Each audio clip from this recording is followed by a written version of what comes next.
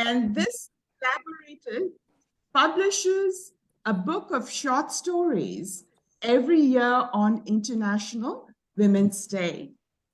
These are stories of women by women authors spread across the 10 countries around the world. It is a very unique platform since we collaborate virtually, and all the work that goes towards publishing a book, from conceptualization, editing, publishing, and finally outreach, gets done by the authors themselves. Our mission is threefold. Number one, encourage creativity. Number two, creative activism, which means that we are determined to raise awareness about women's issues and advocate for women's issues through the medium of storytelling. Thirdly, help the underprivileged in the best way possible by donating the profits made from the sale of our books. In the last 5 years, we have encountered our fair share of challenges, but we have emerged stronger and more committed to our mission. We are constantly striving to bring our work to the attention of the public, and we have received encouragement and support from local libraries, from the Indian Embassy, from the local press, and of course, the ever-growing She family. We are very grateful that you are here today to encourage and support us. Now, I'm going to screen a short video which is going to showcase our work.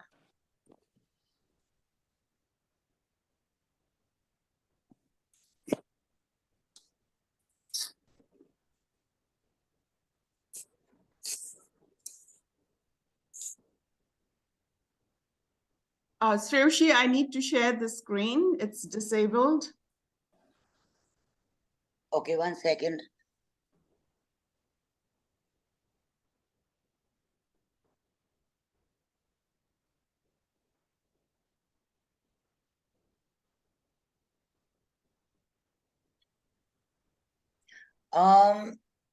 It doesn't show disabled from my side. Okay, let me try again. Yeah. Because the message just popped up. No, it says, yep. Sreyoshi, you might need to enable. You need to check and see if participants are allowed to share screen. No, it's not. The enable option isn't coming on my screen. That's No, no. If you look at share screen, click your share screen button. Okay, it's saying host has disabled participant screen sharing. So if you're the host, you will have the permission to grant sharing. Just give me a second then.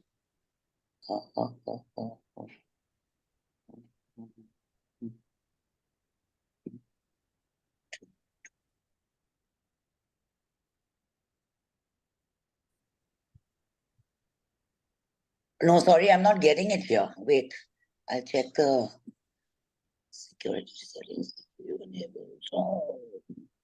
No, I'm not getting that, Teesta. You're not getting it? Oh, then I'm sorry, then I can't share the video with the viewers then. Okay, anyway, we will move on.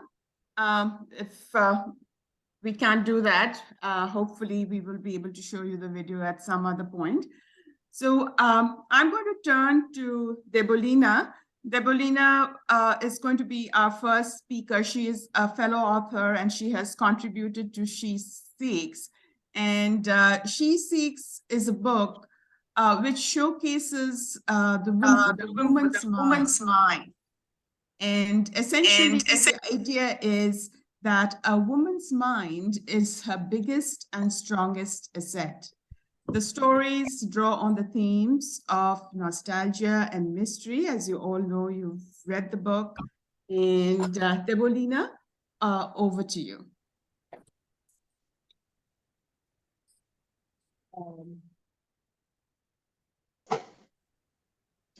Thank you, Teesta.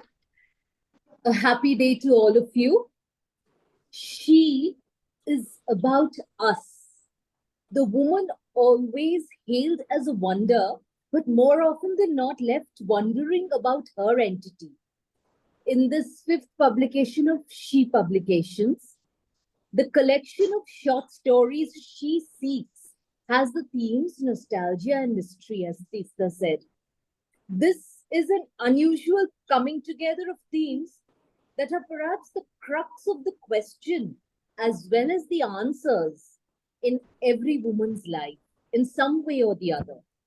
In my story, The Girl with Mismatched Rubber Bands, she is the woman who halfway through her apparently well-appointed life meets nostalgia in the form of a little girl who is a flyaway, free little girl, solemn, yet absolutely uninhibited. It is what she, the protagonist, had perhaps longed to rediscover.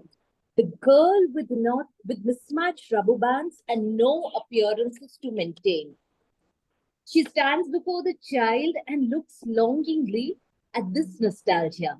And then she realizes that hers has to be a liberation from within, from her self-imposed restrictions on joys, laughter, as well as life.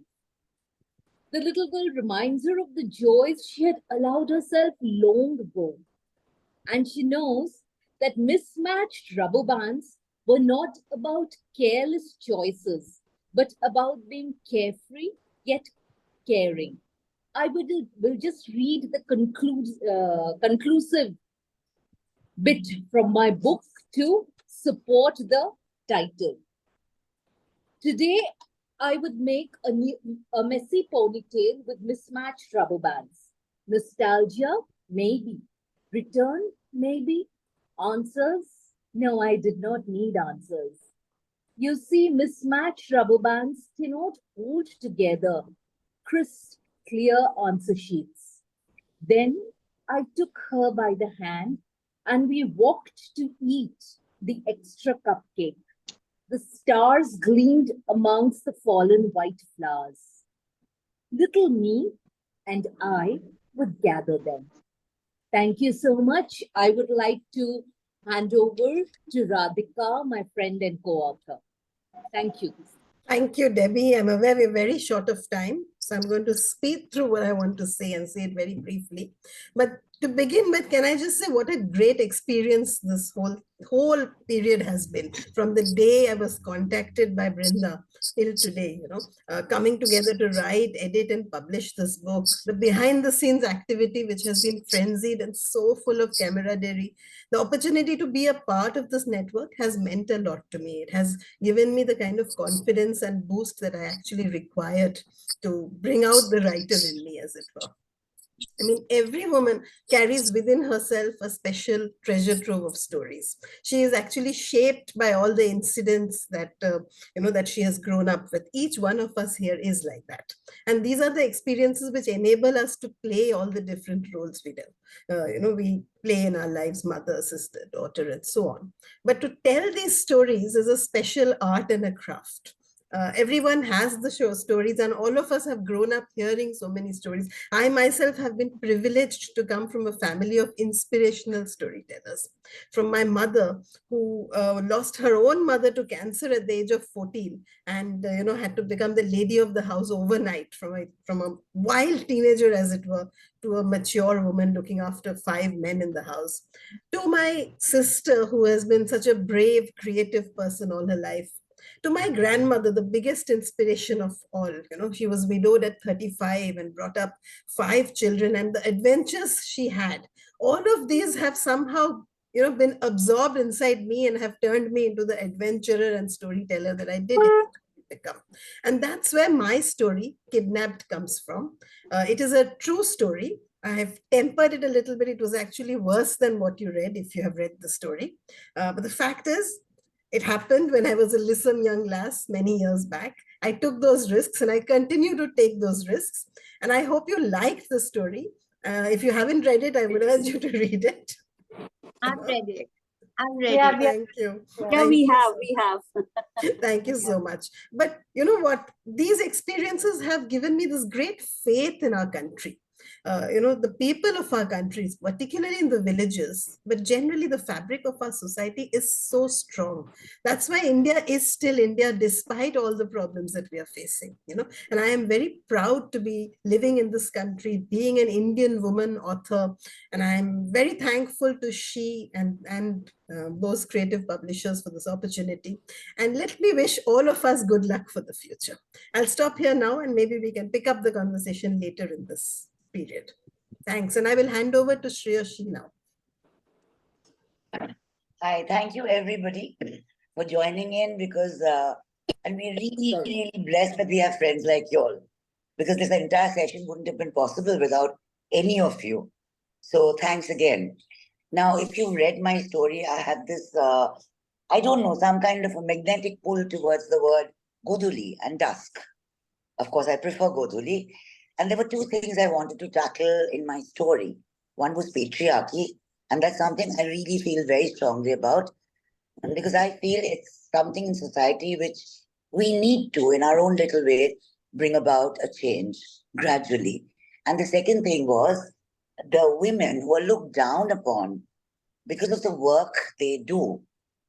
It's not considered work per se. And if you read the story, you'll know exactly what I'm talking about.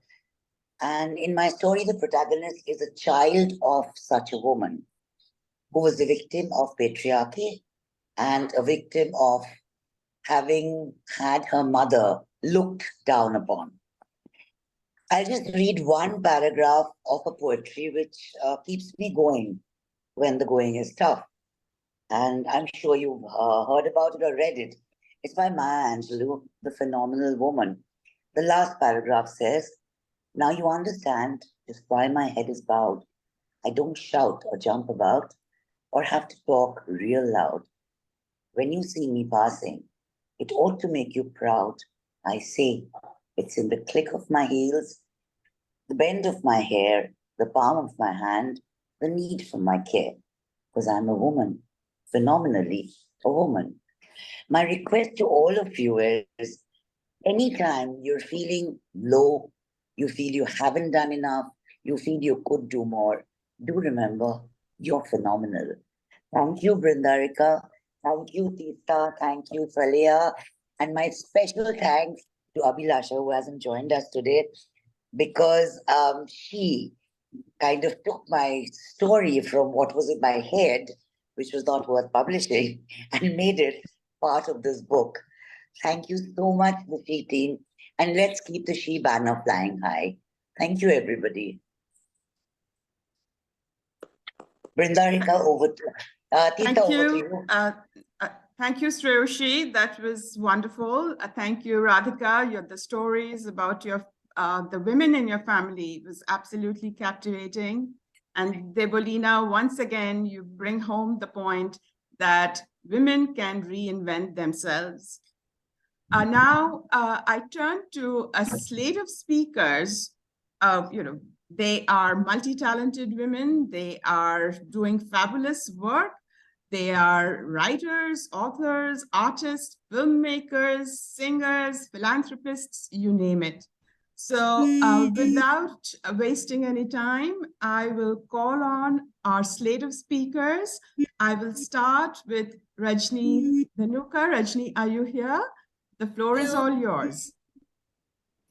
Namaste, all the women over here. And it's a privilege and an honor to be a part of this forum where all the women are creatively inclined to express themselves so well, in spite of the fact that they all come from different walks of life and have illustrious careers in, I guess, you name it and we have it. Medicine, astronomy, writers, education, drama, and moreover, it's all the more what should I say, all the more good that it's like, you know, for the women, by the women, and to the women. So it's all for a good cause, and women caring for women. So it's an honor and a privilege. Thank over to- you, Rajni. I will now turn to Sujata Murthy. Sujata, it's your turn to say a few words. Thank you very much. I'd like to start off by saying that, like Rajni said, it's a great honor to have been welcomed onto this panel. And I'm thrilled to be here. Why I particularly wanted to be on it and have a few moments to express myself is that I am a writer too, but from a different field. I am an advertising creative director and copywriter, and the short format really appeals to me. Professionally, I've had a 25-year-old career now, and everything I write is either in 30 seconds or 45 seconds, right, for the television and digital medium. The short story format is very interesting and very attractive to readers.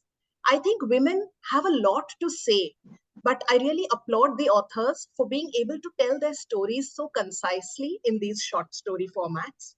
And She Seeks is really a great initiative.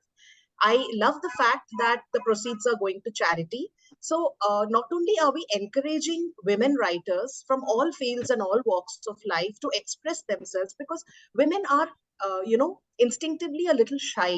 They wonder if they will be able to express themselves properly, if the storytelling is fine or not, if the style is perfect or not.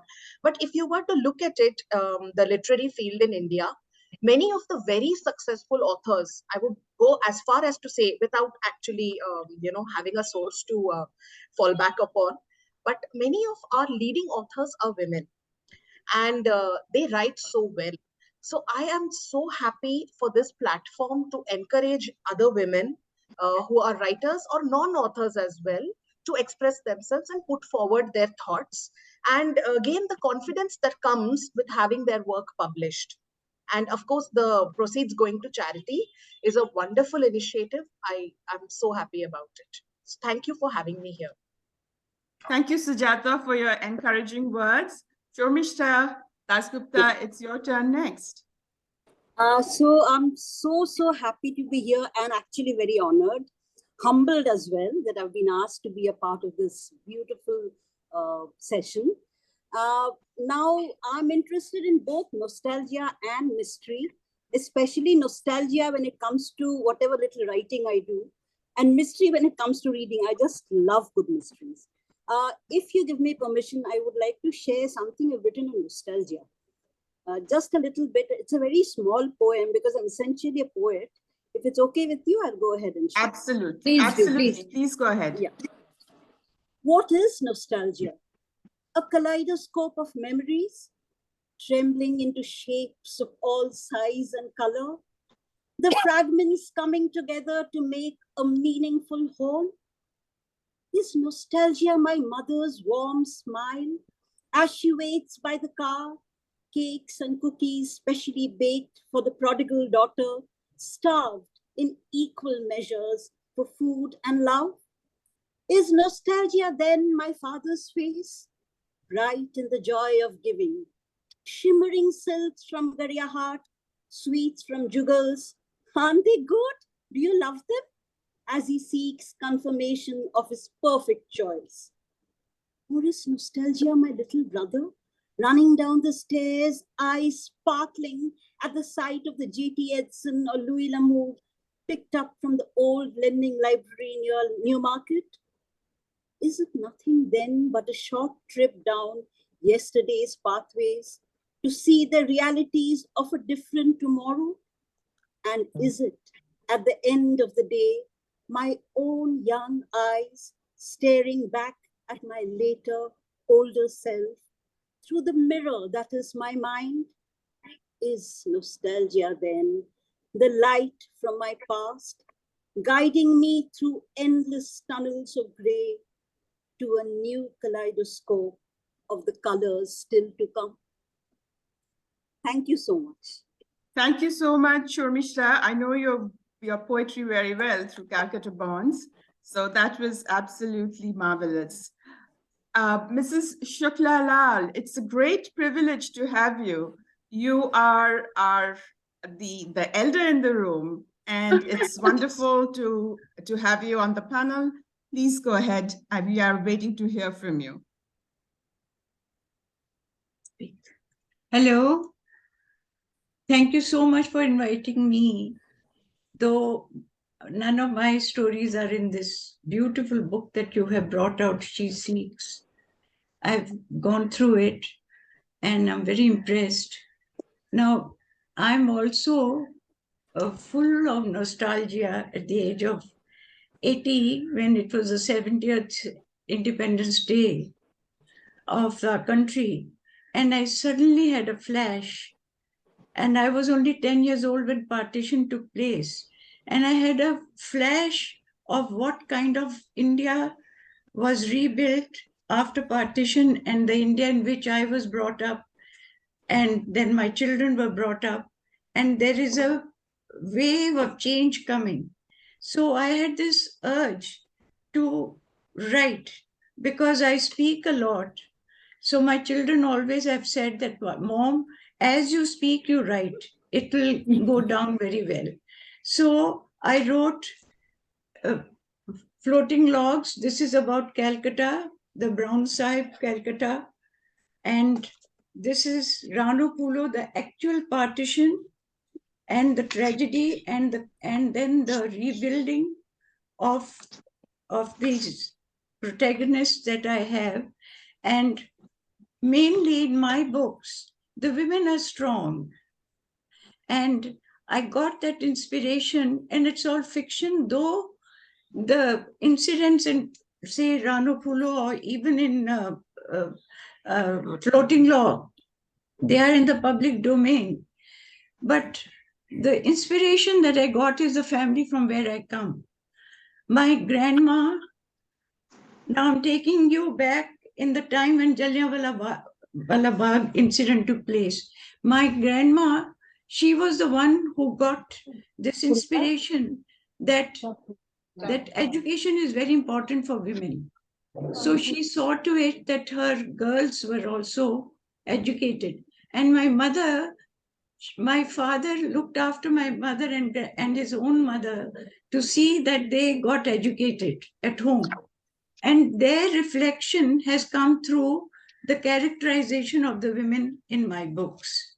So this is what I can say in this very short time, that they're worth reading, because Gandhiji was the one who brought women out of the kitchen and went on to the road shoulder to shoulder with men. And the liberty that the women got to work outside the house also, and they were entrepreneurs.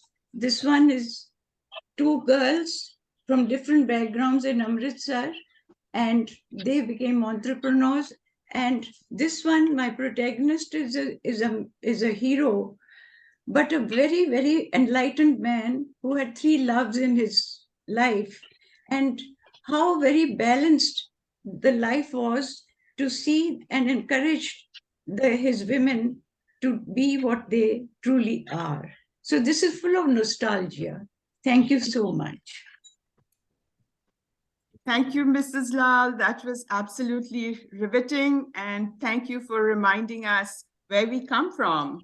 We often forget that now these days. I'm going to turn to Shuniti Kastagir.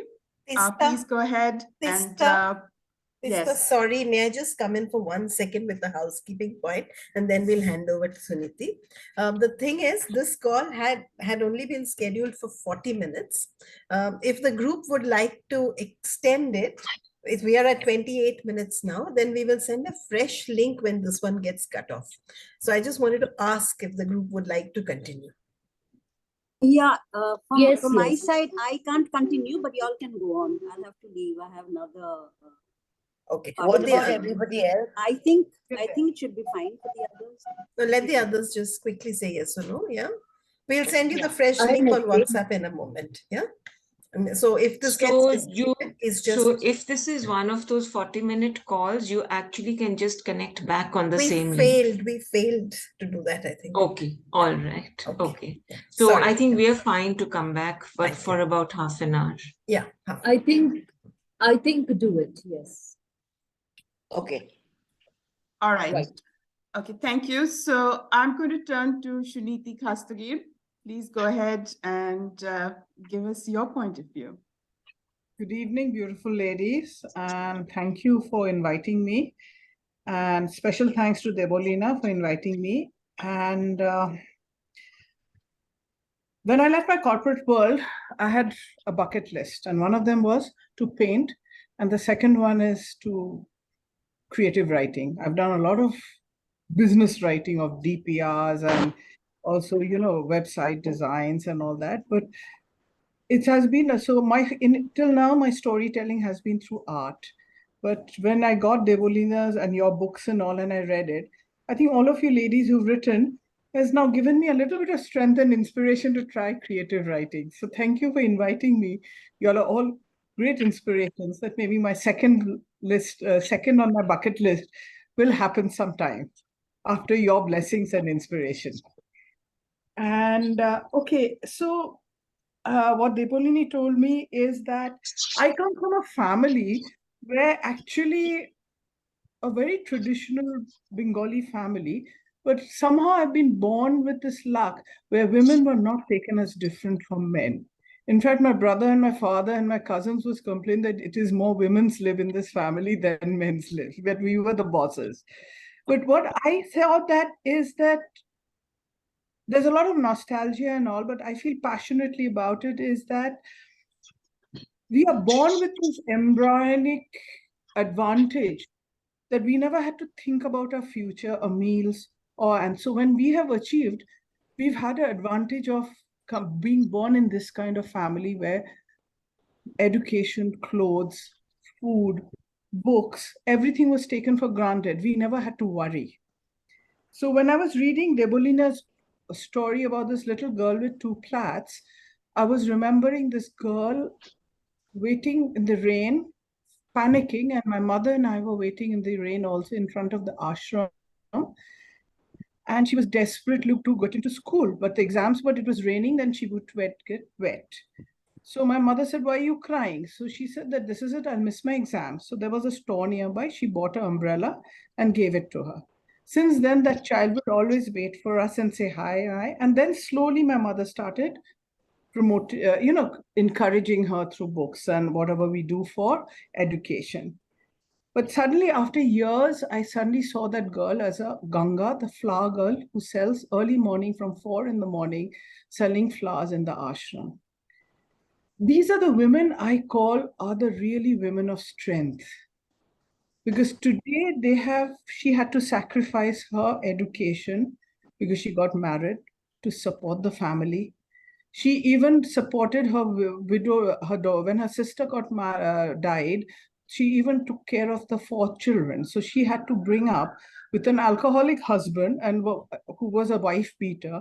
She took the risk of bringing up 8 children, educating them, getting them married, getting them jobs. Here's this girl who's selling flowers from 4 in the morning, then going home and doing domestic work, then cooking, then getting beaten up by their husband. But when early morning, when you go there, that beautiful smile in their face, that's when I bow to them, that these are the strong women who are the backbone of our country. And I'm so happy that you all are there to support these, if I can use, I won't use the word disadvantaged to them, maybe economically disadvantaged women, but they are wonderfully strong women.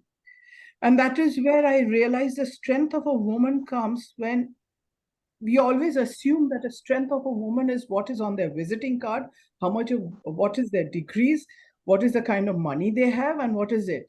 But these are the ones who are women achievers. And this is something which I learned from my mother. My mother was my inspiration and nostalgia. Some of you all knew her and met her, is that whenever she, in her speeches, used to say that women's liberation, I hope I'm not extending that 2 minutes, just stop me. because I can continue. That she was saying that when we were in the liberated women time, pardon my little bit of joke, we remember those days when it was everyone was burning their bras. So hey, what's the use of burning the bras? All you're going to get is droopy boobs. Do something, give it back. And it's not just doing things for yourself, earning money, getting the degree and doing, but give it back to the society, because women have multiple roles. So it is the role of not only as a woman of the society, but as a mother, daughter, husband, sibling, and giving back to the society. And that's why she broke the glass ceiling.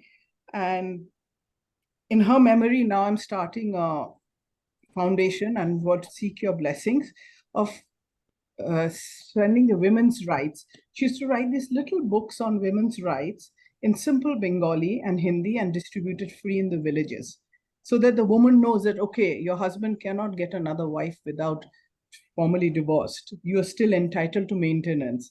Even if you're a married daughter, you have the right for property. So with your blessings, maybe I will start this project and I'll have your support. And thank you, ladies. I think I've extended my 2 years. We are running out of time. Sorry, Sunita. So the mystery part is, the mystery part in my life is that how they can keep their smile on despite taking all the pain. Thank you, Suniti. I'm just going to jump in because the call will get disconnected in 5 minutes. The link to Google Meet is in the chat box. So if everybody can please copy that and click on it, when this call gets disconnected, you will come back to the same group, but that's on Google Meet, not on Zoom. Okay. Apologies for the inconvenience. Sorry, Teesta. Sorry, Suniti. Handing back to you now. Yeah. Thank you, Suniti. I mean, we could go on and on listening to you. Your mother, esteemed mother, was a very, very well-known figure. We all know about her, the late Podda Kastagir, of course. She was an inspiration. Sonia Kuller, it's your turn next. I don't think Sonia will be speaking. Okay. Because she all right, I'll move on yeah. to Rakhi Basuroy. You are the filmmaker and you have a different insight, I'm sure. Yeah, thank you so much. Good evening, everyone. I'm so glad and honored to be part of this platform. Reading the book was an immense pleasure for me. And I haven't read all the stories, but most of the stories that I've read are really good. They are brilliantly penned and they are exciting stories, which I absolutely loved. Coming back to my nostalgia, if I could say that, I feel nostalgia is a twinge in your heart, far more powerful than memory alone. The feeling of a place or time you wish to go back to. If you all just permit me to say a few words, I would like to speak a few words about my mother. The nostalgic days of my childhood are infinite. Speaking of childhood, Ma is the first person who comes to mind. She was a traditional lady with progressive thoughts, a strict lady, yet full of fun. Being an avid reader, she always wanted us to read books, follow the newspaper every day, and also listen to good music and be involved with some sort of sports. At times would join us for a badminton match. Remember those days, our moms usually wore saris. And she was the one who bought Mills and Boons for us, besides insisting us to read Rabindranath, Sharachandra Chatterjee, and works of other great writers. Having liberal thoughts, she always wanted her daughters to learn everything which were mostly designated for the other gender during those days, besides learning the household chores. The nostalgic thoughts of Ma preparing paesh, the sweet earthy waft of which reached my nose early in the morning, on my birthday, even before I was out of my bed. I just can't explain what it was. Every moment, every year on that special day of mine, I miss it so much. Her pithe pulis, her preparations, her wide range of Bengali dishes, the list goes on. And those days were extremely magical, and I consider myself privileged to have a mother like her. Even the everyday mundane chat, inconsequential to me, at that time, but so very important to her, maybe just slightly less than our school report cards. Her idioms or probads, as we say in Bengali, were so well pitched that even today I marvel at her collection or presence of mind. Wonder how to this day her words are so relatable in certain